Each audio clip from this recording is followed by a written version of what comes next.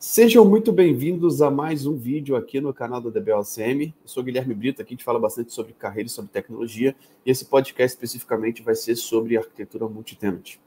A gente recebeu uma dúvida recentemente de um aluno perguntando sobre qual a diferença entre flashback e snapshot, e eu estou aqui com o Thiago para a gente poder fazer um bate-papo hoje, para a gente poder explicar um pouquinho das diferenças, dos conceitos, que são coisas bem diferentes, vocês vão entender um pouquinho aqui, e nosso objetivo é realmente esclarecer dúvidas de quem tem a dificuldade, né, de realmente entender quando que eu utilizo um snapshot, quando que eu utilizo o flashback dentro da arquitetura multitenant. Tudo bom, Thiago? Tudo ótimo, Guilherme. Contigo? Por aqui tudo certo. Vamos lá, cara. Falar um pouquinho sobre diferenças entre flashback e snapshot. Essa foi uma dúvida, foi feita bem no conceito ali da arquitetura multitenant mesmo. E vamos falar um pouquinho aí sobre, primeira coisa, né? O que é um flashback e o que é um snapshot? Acho que são os primeiros conceitos importantes para a gente poder colocar o pessoal na mesma linha.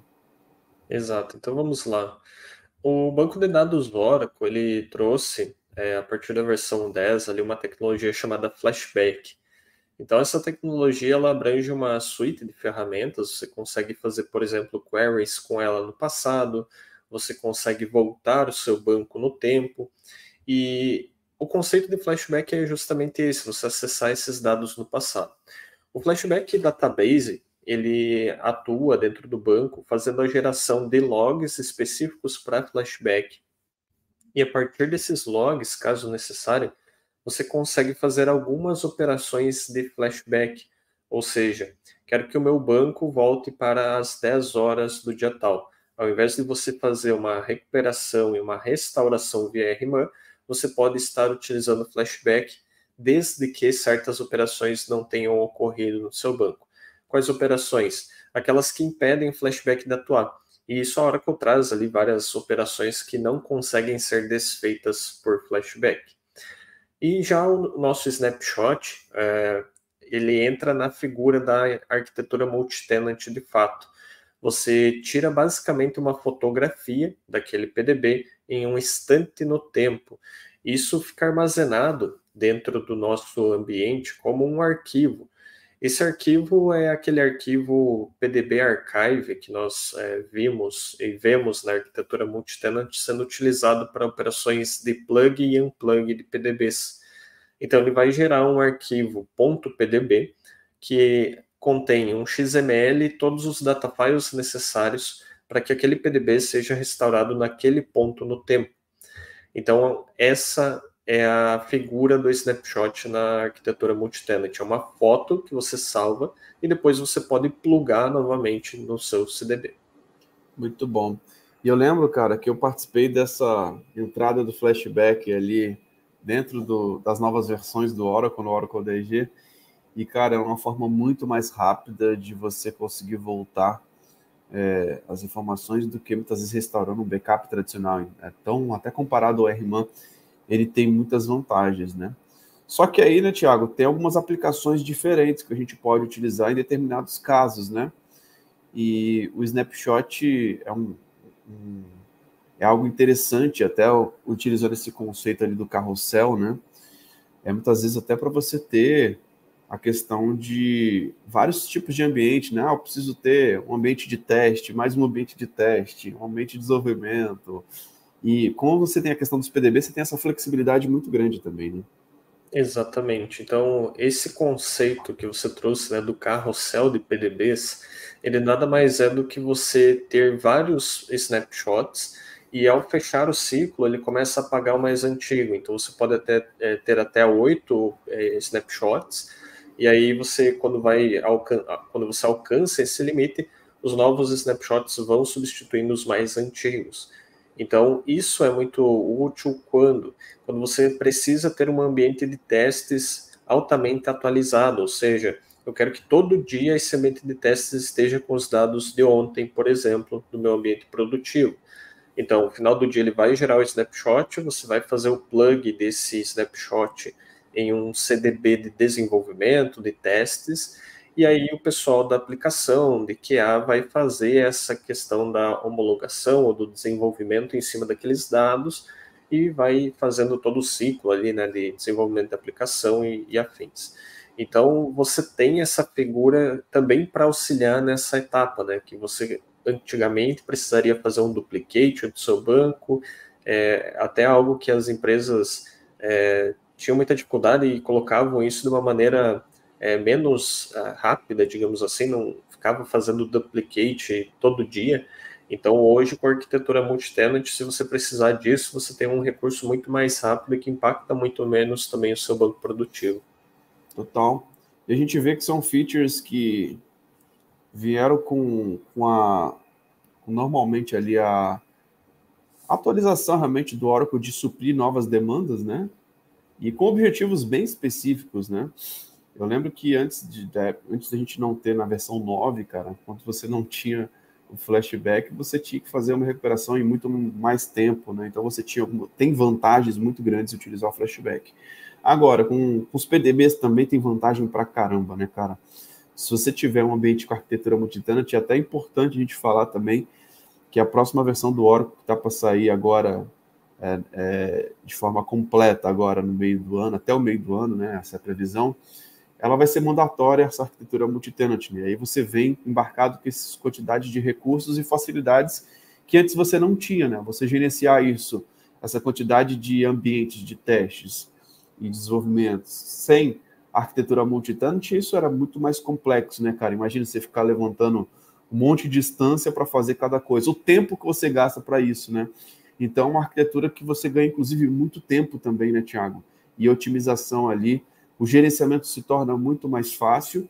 E quem não está com a arquitetura multi-tenant hoje, e quem não domina, né, cara, é um projeto muito atual que para os próximos anos ali, cara, vai ser algo que vai ser mandatório, né? Exatamente. Então, nós, como profissionais da área de tecnologia, faz parte do nosso dia a dia nos mantermos atualizados com aquelas tecnologias que nós trabalhamos. Então, se o nosso forte hoje é um banco Oracle, você precisa dominar essa arquitetura multi-tenant.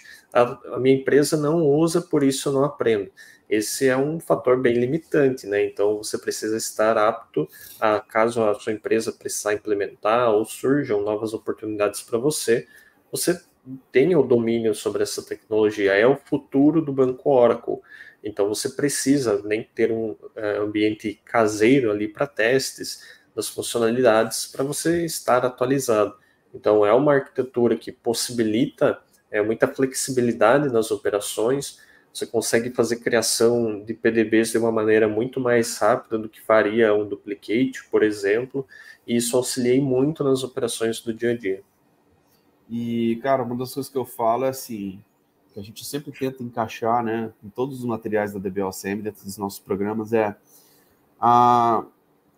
o estudo de casos do mundo real, né, cara? Você entender como que você aplica esses conceitos. E eu vejo a quantidade de profissionais que trabalham com banco de dados Oracle, que muitas vezes não sabem quais os melhores momentos para aplicar um flashback, para configurar um flashback, ou quais são os melhores momentos para aplicar um snapshot carrossel, por exemplo. Então a gente vê que se você já ouviu falar, só que não sabe como aplicar isso no dia a dia, isso aqui pode resolver um monte de coisa que você tem dentro de um ambiente.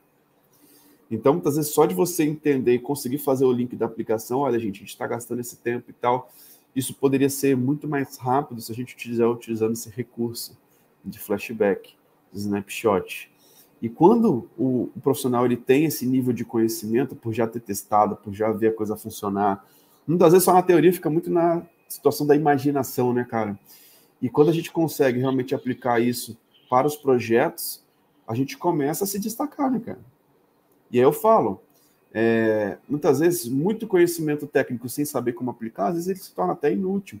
Agora, se você tem a capacidade de conseguir, dentro de uma situação do mundo real, mostrar o quanto que poderia ser mais rápido ou poderia estar acontecendo menos problemas utilizando esses recursos, cara, aí que começa a vir aquela virada de chave, aquele clique de como que a coisa pode ser mais eficiente e que aí automaticamente começa a vir o destaque, a promoção, o reconhecimento e principalmente você se sentir um cara que, porra, confiante e trazer inovação, né, cara? Inovação não é reinventar a roda, cara. Às vezes é utilizar um recurso que tá lá que ninguém tá olhando para ele, né?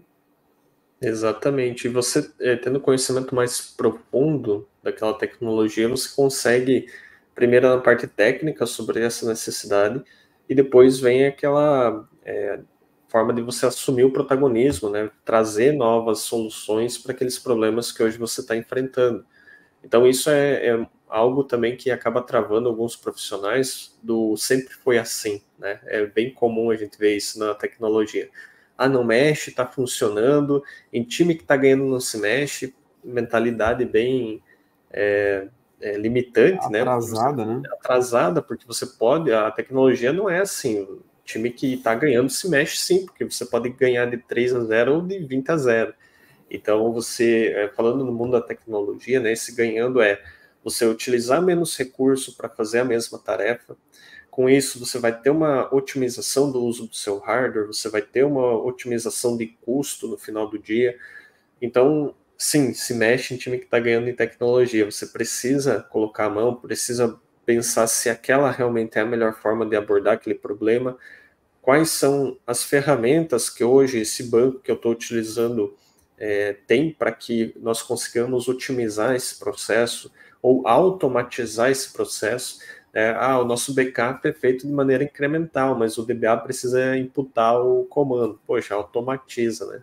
Então, é claro que é um exemplo bem básico, mas existem várias tarefas que você pode automatizar. Então, faça isso, otimize seu tempo para que esse tempo que você ficava executando o comando, você pare para pensar, analisar o seu ambiente de uma maneira um pouco mais estratégica. Então, basicamente, assim, né, que a gente precisa ter essa visão para as melhorias.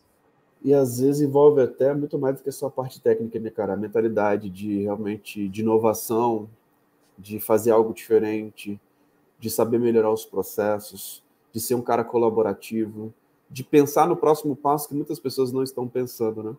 Eu vejo que muitas empresas são muito conservadores, né? Até de aplicar um patch, tá funcionando, não vamos mexer não. Cara, cuidado. Às vezes não mexer é pior do que mexer. Às vezes você deixar um ambiente muito defasado, fora de suporte, você vai abrir um chamado, cara, você vai ter um problema muito maior do que estar atualizado. Você vai estar deixando de utilizar um monte de coisa que poderia estar utilizando. Agora, isso passando realmente num ciclo inteligente, né, cara? De testar antes, de validar, e isso depende muito do profissional realmente que está ali na ponta, de ter essa segurança, de testar, de estar se mantendo atualizado, de buscar certificações, de adquirir experiência, de colocar a mão na massa. Então, isso é fundamental para quem realmente está se destacando dentro da área de tecnologia.